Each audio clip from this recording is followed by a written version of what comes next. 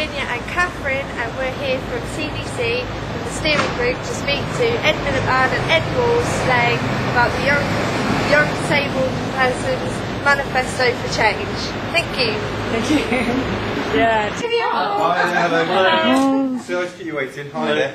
Nice to see you again. Hello. Ed, hi there, hello. Hi there. Hi there. Hi. Hi there, hello. Another Ed, hi there. Another Ed, hello. Hello. Hi, I'm Jade.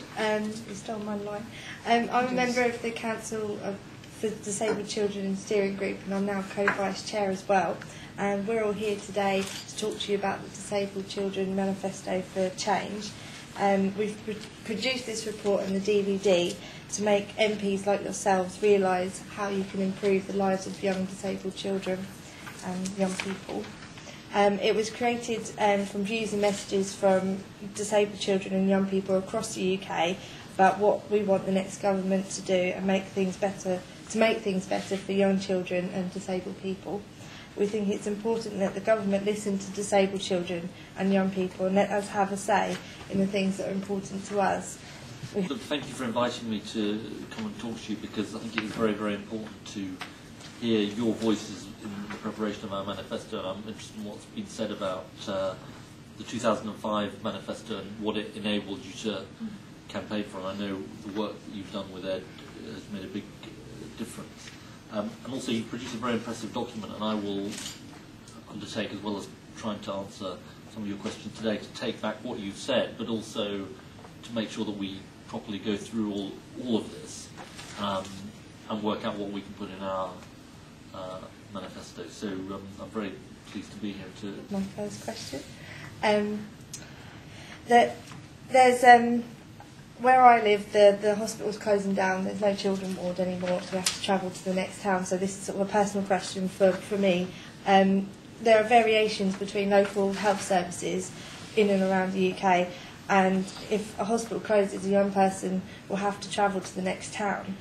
Will you give guidance on how local areas spend their money on local health services to ensure that things like this don't happen? Sometimes variation is okay, because it's good to have different local areas trying to do things in different ways and being innovative. And if you say everybody's going to do the same, it doesn't always work.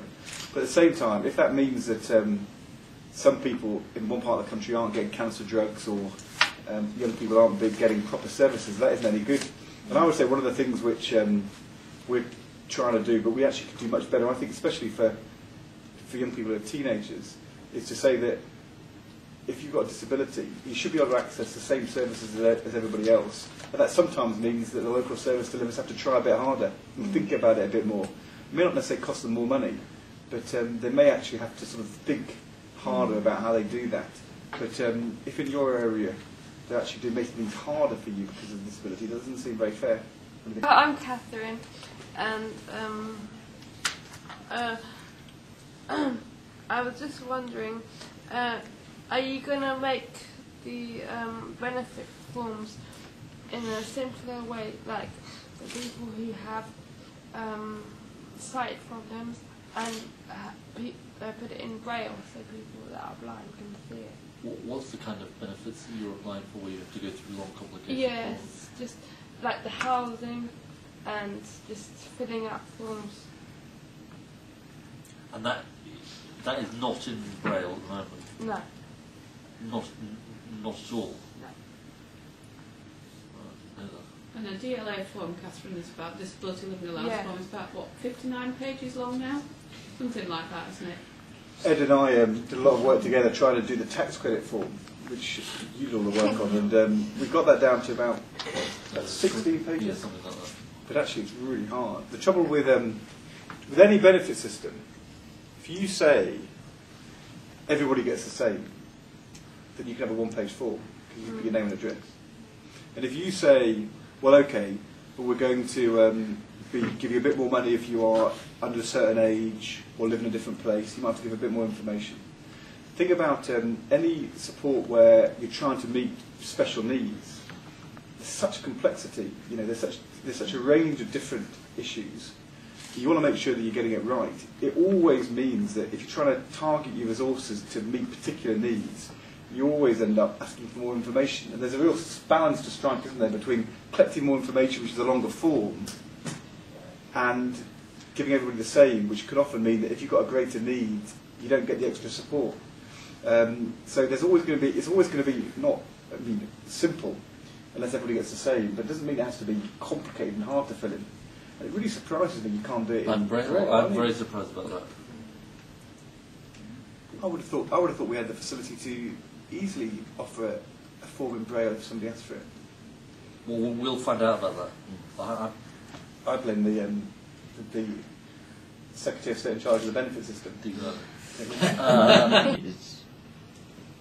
How will your party make sure that proposed cuts in local council spending plans don't stop disabled children and young people having proper access to the support need to be included in community activities?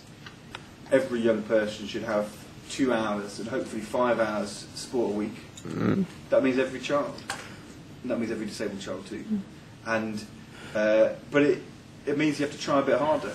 So, for example, if you wanted to do basketball and you are in a wheelchair, you need to have a special kind of wheelchair which you can borrow or have in order that it's suitable for doing that sport. There won't be so many children in any local authority area that it can't be done. I don't really think these issues are often about finance.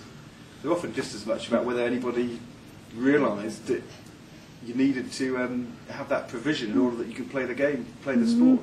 So I actually think that the issue isn't fundamentally about budgets. It's about whether you say, as an area, it's a priority for us to make sure that every every young person can participate.